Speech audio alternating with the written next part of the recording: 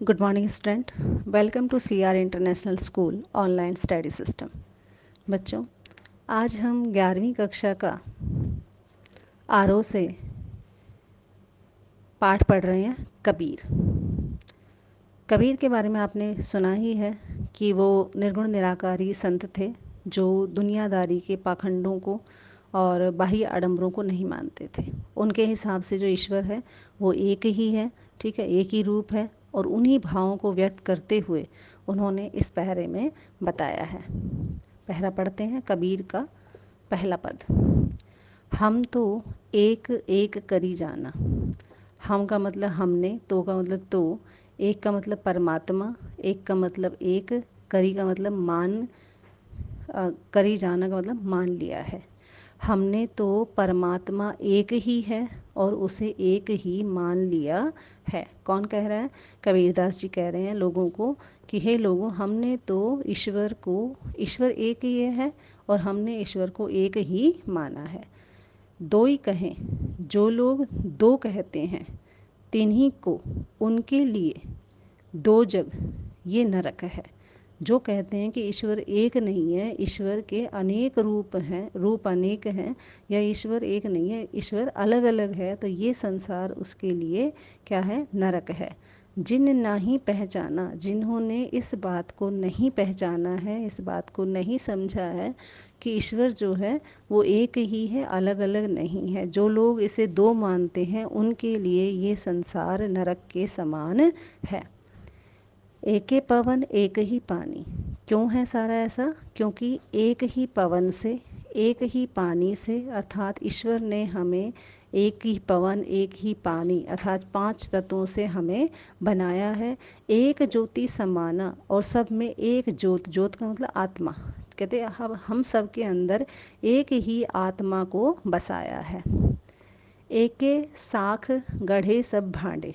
साख का मतलब मिट्टी, एक ही मिट्टी से, गढ़े का मतलब बनाए हैं, सब का मतलब सब, भांडे का मतलब बर्तन। एके कोहरा साना। एके का मतलब एक, कोहरा का मतलब यहाँ पर है कुम्हार, ठीक है। साना का मतलब चतुर, सयाना, ठीक है। सयाने कुम्हार ने, जिस तरह से एक कुम्हार मिट्टी से, एक ही मिट्टी से सारे घड़े बनाता है, उसी तरह से परमात्मा ने भी हमें एक ही मिट्टी से, अर्थात पांच तत्वों को मिलाकर हम सबको एक ही मिट्टी से बनाया है, अर्थात हम सब परमात्मा की देन है। जैसे बाढ़ी काट ही काटे, अग्नि न काटे कोई। जैसे का मतलब जिस तरह से, बाढ़ई का मतलब होता है बढ़ई, बढ़ई मीन्स जो आपके खाती लोग होते हैं। कास्ट का मतलब यहाँ पर लकड़ी। कहते जैसे बढ़ई अर्थात खाती लकड़ी को काट देता है, अग्नि ने काटे कोई, लेकिन लकड़ी के अंदर एक गुण मौजूद होता है आग पकड़ने का। कहते हैं वो गुण उसमें नहीं काट सकता, यानी कि जो खाती होता है वो लकड़ी को तो काट सकता है, लेकिन उसके अंदर जो मौजूद आग को पकड़ने का जो गुण है उसे नहीं काट सकता। उसी तरह से यहाँ पर दो अर्थ हैं। उसी तरह से कहते जैसे हमारा जो शरीर है वो नष्ट हो सकता है, लेकिन हमारे शरीर के अंदर जो आत्मा है वो नष्ट नहीं हो सकती, ठीक है, वो अमर रहती है। इसी तरह से बढ़ई जो है लकड़ी को काट सकता है, काट का मतलब यहाँ पर शरीर, शरीर नष्ट हो सकता है, काट को काट सकता है। अग्नि ने काटे कोई, लेकिन आग का गुण अर्थात आत्मा को वो कभी नहीं काट सकता, आत्मा अमर है। सब घट अंतर तू ही व्यापक। हे ईश्वर, हे प्रभु, सब घट, घट का मतलब मन, अंतर का मतलब अंदर, तू ही व्यापक, तू ही मौजूद है। हे परमात्मा, हे ईश्वर, तू तो सब घट के अंदर, सबके मन के अंदर तू ही बसा हुआ है। धरे स्वरूप कोई, धरे का मतलब धारण कर ले, स्वरूप का मतलब अलग अलग रूप, सोई का मतलब कोई भी, चाहे कोई अलग अलग रूप क्यों ना धारण कर ले, लेकिन सब में तू ही समाया हुआ है। अनेक रूपों में भी तू एक रूप में समाया हुआ है, तू ही व्यापक है, सबके मन के अंदर तू ही बसा हुआ है। माया देख के जगत भुलाना, यानी कि ये जो संसार है या ये जो मनुष्य है, ये माया को देखकर जगत भुलाना, इस जगत ने तुझे भुला दिया है। हे भगवान, इस माया को देखकर, इस मायावी संसार को देखकर मनुष्य ने क्या है तुझे भुला दिया है। काहे रे नर गर्बाना, कि हे नर, हे मनुष्य, इतना गर्व क्यों करता है, इस माया पर इतना गर्व क्यों करता है। क्योंकि शरीर क्या है, नश्वर है, कभी भी नष्ट हो जाएगा।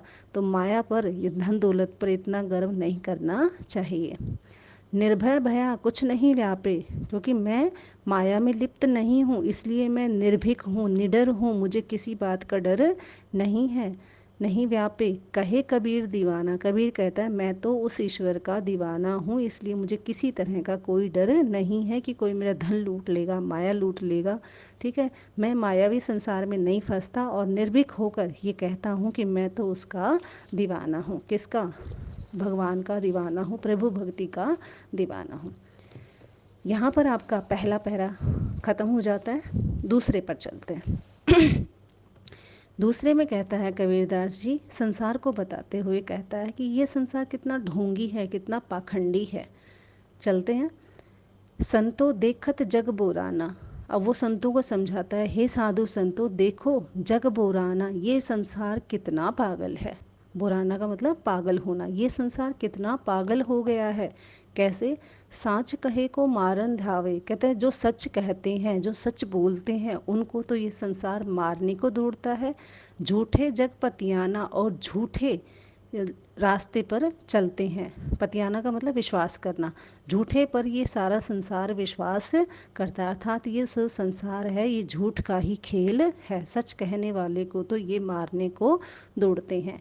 कहते मैंने संसार में कैसे कैसे लोग देखे, देखिएगा।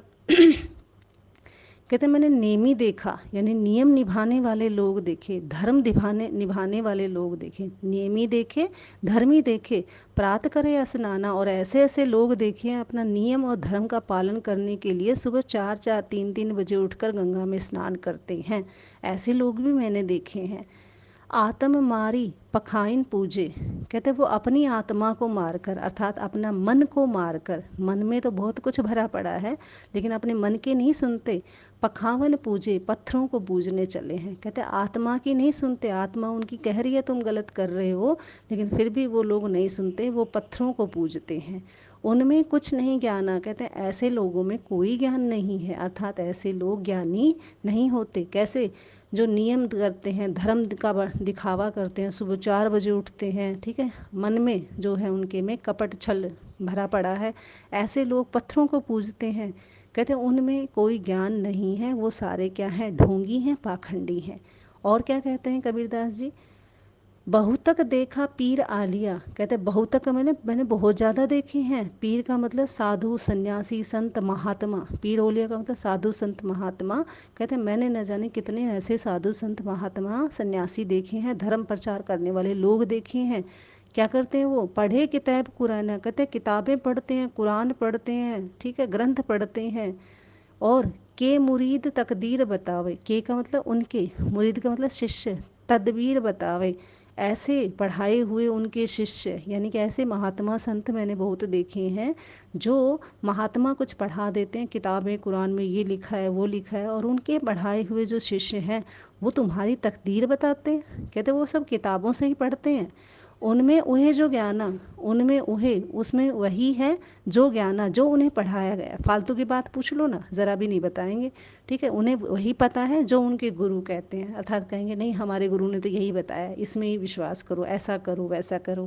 कहते उनके शिष्य ऐसे ही हैं, क्योंकि उनने जो किताबों में पढ़ा है वही बता रहे हैं, उनको सच्चा ज्ञान नहीं है। और कैसे लोग होते हैं ये, आगे पढ़िएगा। आसन मारी डिम्ब धरी बैठे, ठीक है, आसन मार के यानी बड़े बड़े सिंहासनों पर बैठे हैं। आपने देखा होगा बहुत सारे संत महात्मा हैं जिनकी कुर्सियां सोने की हैं। कहते हैं ऐसे आसन मार मार के, डिम का मतलब घमंड करके, धारण करके बैठे हुए हैं। बड़े बड़े महात्मा संत बड़े बड़े आसनों पे बैठे हुए हैं और उन्हें बड़ा घमंड है, मन में बहुत गुमाना, और ये गुमान है उन्हें कि देखो हमारे अनुयायी कितने हैं, हमें कितने लोग पूजते हैं, हमें हमारी बात कितने लोग मानते हैं, हमारे सत्संग में कितने लोग आते हैं। पीपर पत्थर पूजने लागे। अब कहते हैं ऐसों के चक्कर में, ऐसे महात्माओं संतों के चक्कर में लोग पीपल को पूजते हैं, पत्थर को पूजते हैं, पहाड़ों को पूजते हैं, तीर्थ गर्व भुलाना, और तीर्थ कर कर के गर्व करते हैं कि देखो हमने चारों धाम की यात्रा की, मेरे गुरु ने बताया है, ये किया है, वो किया है, इस तरह से। यानी ये सब पाखंड है। और क्या करते हैं, टोपी पहनते हैं। कहते हैं मैंने ऐसे ऐसे महात्मा संत भी देखे हैं, या उनके अनुयायी या उनके शिष्य देखते हैं जो उनकी टोपी पहनते हैं, माला पहनते हैं, छापा तिलक अनुमाना। कहते हैं छापा तिलक लगाते हैं। सुबह सुबह आपने देखा होगा, नहा धो के 4 बजे, ठीक है, पूजा पाठ करके मंदिर में बैठ जाते हैं, और क्या है, अपने माथे पर कोई किसी पे हल्दी का तिलक लगाता है, कोई चंदन का तिलक लगाता है। कहते हैं ऐसे छापा तिलक करके बैठ जाते हैं। साखी शब्द गावत भूले। कहते साखी शब्द गा गा कर भूल गए हैं, आत्म खबरी न जाना। कहते इस भजन कर रहे हैं, ये कर रहे हैं, लेकिन अपनी आत्मा की कोई खबर नहीं है। यानी आत्मा में जो छल कपट भरा पड़ा है उसे नहीं निकाल रहे हैं। भजन गा रहे हैं, सत्संग कर रहे हैं, ठीक है, लेकिन आत्मा में जो मन का जो मैल है वो उन्होंने नहीं निकाला है। हिंदू कहे मोई राम प्यारा, तुर्क कहे रहीमाना। और इन लोगों ने, कैसे लोगों ने, जो धर्मात्मा है, जो संत हैं, इन लोगों ने इस संसार को 2 भागों में बांट दिया है।